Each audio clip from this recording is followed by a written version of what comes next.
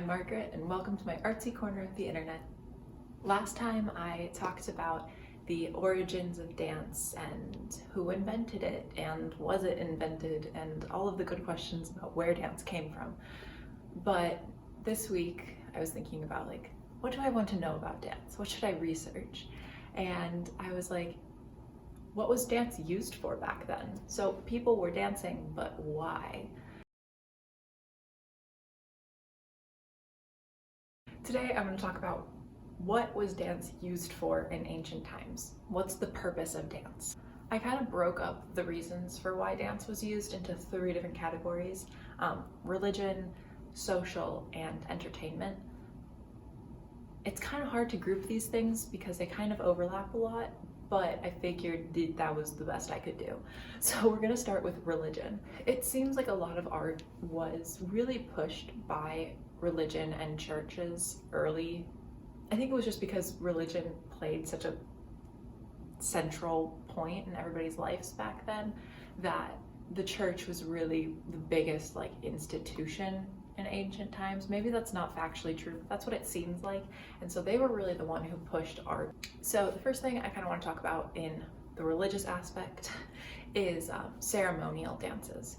By ceremonial, I mean things that took place in the temples during worship, I guess. A lot of these were performed in order to convey the religious histories and the religious traditions. So in the 3rd millennium BC in Egypt, they had dance ceremonies for their religion. And these dances were choreographed to help teach the religious practices and ideas to the people. So these dances kind of mimicked their gods and other patterns, I guess, from the religion. So there's a lot to do with celestial objects and the way that the stars moved across the sky and the moon. That was portrayed by dancers. So it kind of explained their religious ideology through dance so that ye old common folk could understand religion. So that was one use for dance in religion. Dance was also used as a form of worship in temples. Basically, there were select people who could worship in temples. A lot of times they were young virgins who would live in the temples and basically run the temples, and they were in charge of dancing to appease the spirits that were in these temples. And so that was less I guess performative to the people from the church explaining, and it was more directed towards their gods and appeasing them through dance. I don't know a whole lot about this dance tradition, but in India there's I do believe that there were lots of temple dancers, and you might know the mudras. I'm not going to try to do anything more than this. I know these from yoga, but those are very specific hand gestures, and they're used in a religious sense, and each one of them has a different meaning, and that originated by these temple dancers. Another place where you could see these temple dancers in ancient times was in ancient Greece. The young women temple dancers would come out and perform. I read somewhere that it's called the chorus, the choros. I just checked my notes. I'm pretty sure it's the choros, but I also think that that's the word for dance in Greek. So I think the dance is called the choros. Again, correct me if I'm wrong. But they came out and performed this dance to basically open up the Olympic Games in ancient Greece. So it was kind of their opening ceremony with dance, which is kind of fun because now we have an opening ceremony that has a lot of dance and art in it. Although they look very different, I'm sure. Ancient Greece didn't have light shows, but that's kind of how dance was used in a more ceremonial sense back then in religion. Ooh, but we have more. Dance was also used as an aid, kind of similar to the ceremonial storytelling, but it was used by the smaller tribes before larger organized religion, I guess, to help aid the storytelling of myths and religious traditions. But it was also used, a lot of historians think, to help remember the stories, kind of using that idea of muscle memory, of your body remembering a movement more than your brain remembers the story. So I guess if you're storing your religious practices before written language in your head and in movement, it was easier to preserve those traditions over a long time. So that's also a little interesting fact sprinkled in there. So there was also this idea in ancient world of like dancing to be put into a trance. It sounds kind of crazy, but this idea of like using movement and dance to like propel yourself into like a higher level of existence, and often that was in a trance, and often they also used, you know, some things that change your state of mind to aid this process. Not always though. So there's a bunch of different examples of this idea of like dancing to connect with God. And it didn't always mean that like you went like crazy and mindless. Sometimes it was more like a rain dance, for example.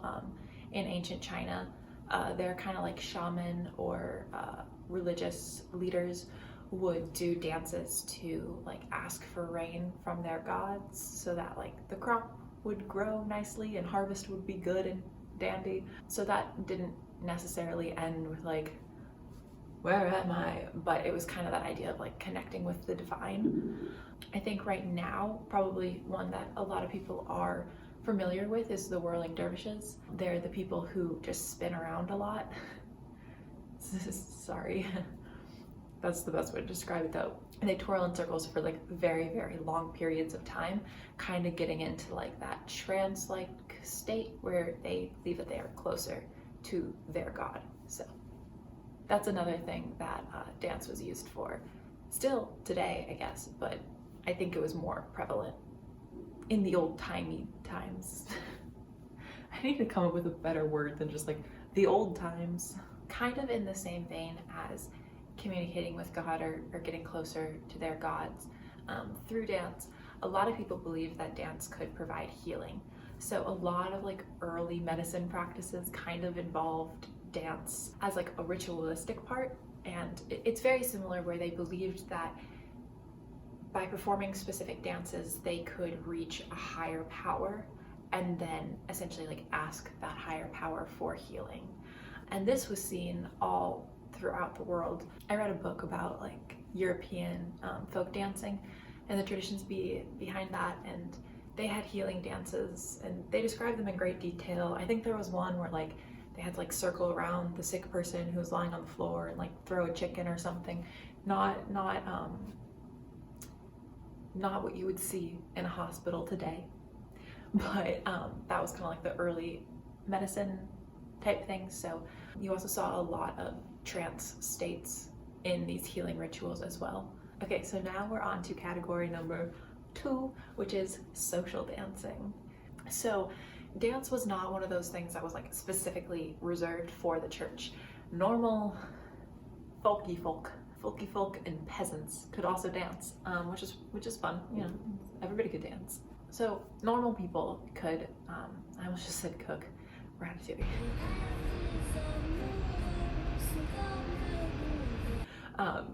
Normal people could also dance, and they danced for a lot of different reasons. Celebrations, entertainment, just like socially interacting and bonding with people, and seduction. But I mean, hey, that was a thing, you know, dance was used as a way of like communicating your interest to somebody. Read any historical romance, especially Regency era, there's a lot of talk about like kind of like, hey, let's dance. Shows that like you're interested in the person. That started a really long time ago. So dance has been used for social bonding for a very long time, not just between the opposite sex, but also between friends. Let me read this off my computer because I'm gonna get it wrong. The Public Library of Sciences Genetics Journal in 2006 reported that the ability to dance might actually have given like ancient humans an evolutionary upper hand. So if you knew how to dance back in the day, it was actually like beneficial, like evolutionarily. Yeah, that's a word. Basically what they believe is that, especially during hard times like famine or war or something, people used dance as a form of bonding as a community. And so if you were a better dancer, you could like grow closer with your like tribe and community. And if you weren't as coordinated or like rhythmic, then people would kind of be like, that guy can't dance. And then they like, you wouldn't be as close. And so it was actually, they suggested that if you were good at dancing back in the day, you were actually safer and would survive longer. So next time people tell me dance isn't a useful skill, I'm like, yeah, well, evolutionarily speaking, that's it. Okay. The study also said that dancers nowadays, like professional dancers, I guess they took, have 2 genes that apparently make them better at social communicating, which is kind of fun. That like most dancers have this like gene of like being better communicators.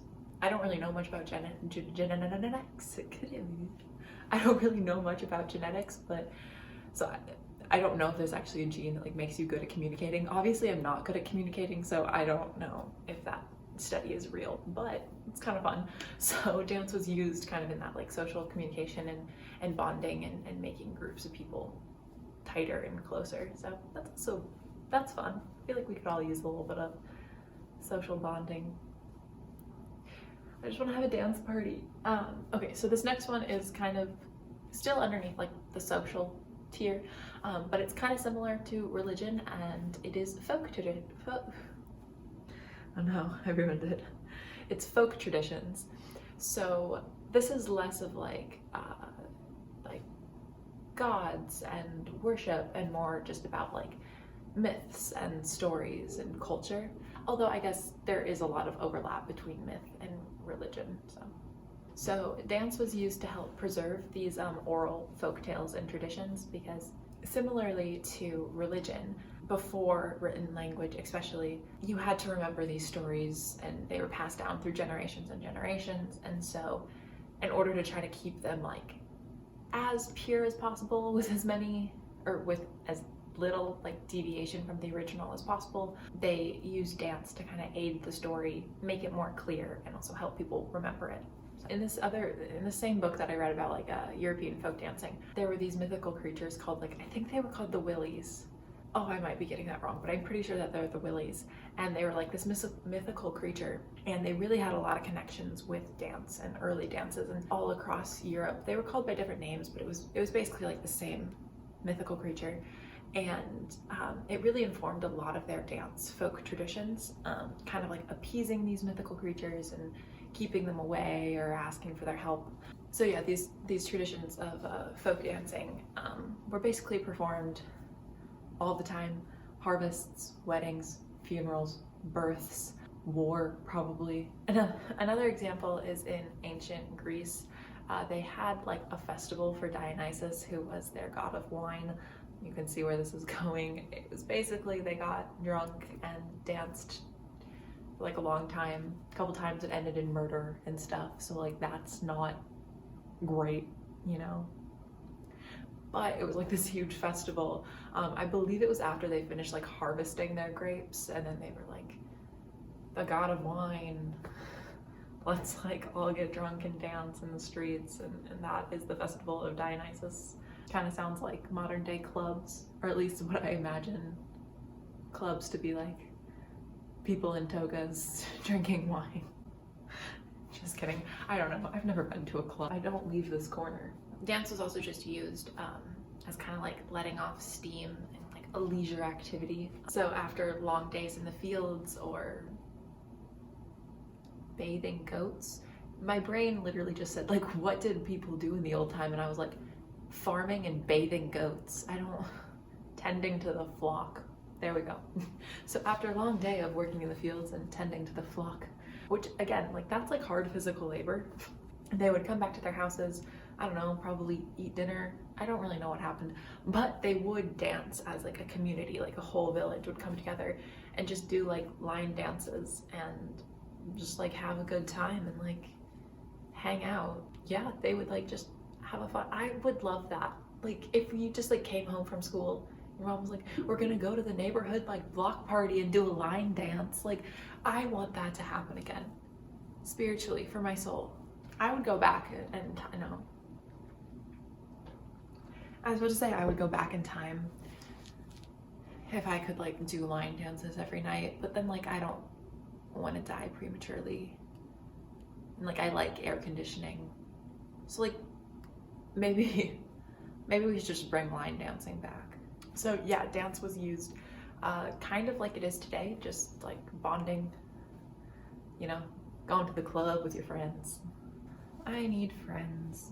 Okay, the final thing that we are going to talk about is entertainment. And I guess what I've already talked about so far with like religious dancing and ceremonies and also just dancing socially. I mean, both of those are pretty much forms of entertainment, but this kind of category that I put together is more of like performance. So less of like participating or learning or like, I don't know, like worship dances weren't, the primary focus of them weren't to entertain the audience. And sometimes there wasn't even an audience for those. And same thing with dancing. It was meant to entertain, but it was meant to entertain by like doing it, not watching it as much. So performance dance was like, there were dancers who were there to perform for people and watching. So more like performance entertainment. There honestly isn't as much about just like straight performance because, you know, in the ancient times, it was kind of difficult just to like not die. So there was less leisure time for like watching dance and just like having a grand old time. I guess like leisure time of like a set amount of time where you didn't have to do anything wasn't really like invented until the Industrial Revolution, when like people were like on like a work day, like with a schedule. Before then it was more like agricultural, so you just kind of like tended your fields until it was done, and like that took a lot. So there wasn't really a whole lot of time for like going into town and seeing a performance, because there was no town, there weren't really any performances. So really most of the entertainment was for like the upper tier of people, like royalty and stuff like that. So but it did exist. So one example was in ancient Greece. I know I talk a lot about like Egypt and Greece. There's a lot of information on them, so it's easier to get examples because I don't know why there's so much information. Anyway, in the 6th century BC, there was like the Greek theater, and it's mostly known, I feel like today, for its like plays and like Oedipus and stuff like that. But there was also dance at the theater as well. So the dances that came from the theater actually came from like religious ceremonies. So what I talked about earlier with like the dance that opened up the Olympic Games, that eventually kind of transitioned into the theater. And so that dance that they used to do purely like religiously was now something that they performed in the theater for entertainment purposes. So that was one example of like going and watching other people dance, and then it was usually combined with like a play. Obviously, like as time went on, dance is pretty much strictly performance now. I mean socializing too, but dance is really more about the performance and people going and watching dance, and it's less about like people learning dance, which I wish more people would learn dance. But yeah, dance is definitely more performative now than it used to be. It was seen as much more like a functional thing. Now it's more, I mean, I still think it's practical, but it's seen as more of a performance, fun, intellectual kind of thing, instead of something that you have to do to survive. Yeah, that is basically what I found about what dance was used for and why dance became something that people invested time in. So let me know if you want me to do a deeper dive into specific ancient folk traditions of like a specific part of the world. And yeah, thanks for watching. I will be back eventually with more dance words.